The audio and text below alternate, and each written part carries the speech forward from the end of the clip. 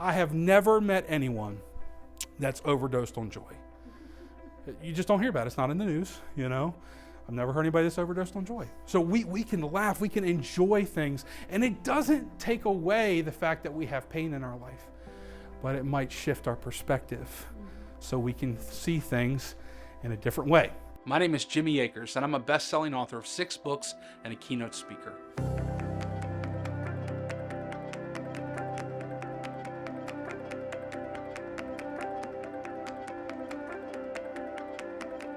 The mental health crisis in our world is at an all-time high, affecting our communities, loved ones, and work.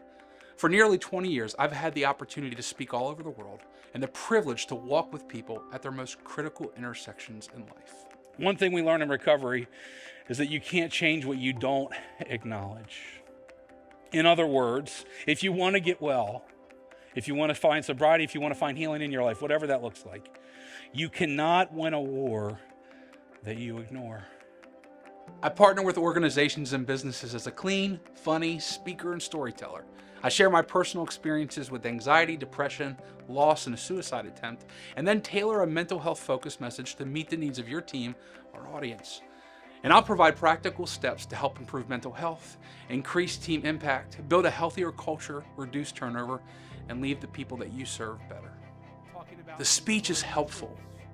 And I didn't understand how much the things that we think and process and eventually say impact the actions that we take or the actions that we don't take. And here's the thing, a lot of times when we need something to change, we actually need a big change to take place. But what we don't always realize is sometimes small steps can bring big change. We experience this almost every single day. Even the doors that you came in on, large doors in comparison to the hinges that they're hanging on. So even massive doors hang on tiny hinges. So that's why I use the language of small steps, because those small incremental steps could change the trajectory of your life. The stories are humorous. One time I was on an airplane, and there was a little girl that was crying like crazy. She was scared to death. It was her first flight. I said, listen, if anything happens, hold on to me. She said, why? I said, I'm a highly flotational device. She didn't get it, but her mom got it. And it helped the whole situation. But for real, number one advantage to being a big dude, I'm hard to kidnap. I want to give you one more area where you can help improve your life. Just go to the airport and wear baggy clothes. Because if you're lonely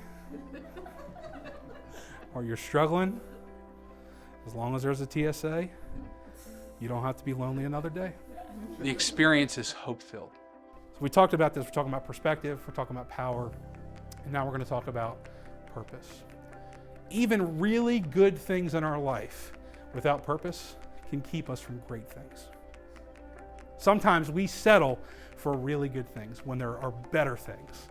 And I may not fully understand all that you've been through, and I'm not going to dismiss it, but my point in sharing a bit of my story with this is to let you know that the extra weight that you're carrying and the unhealed trauma and unaddressed pain in your life does not have to get the final say.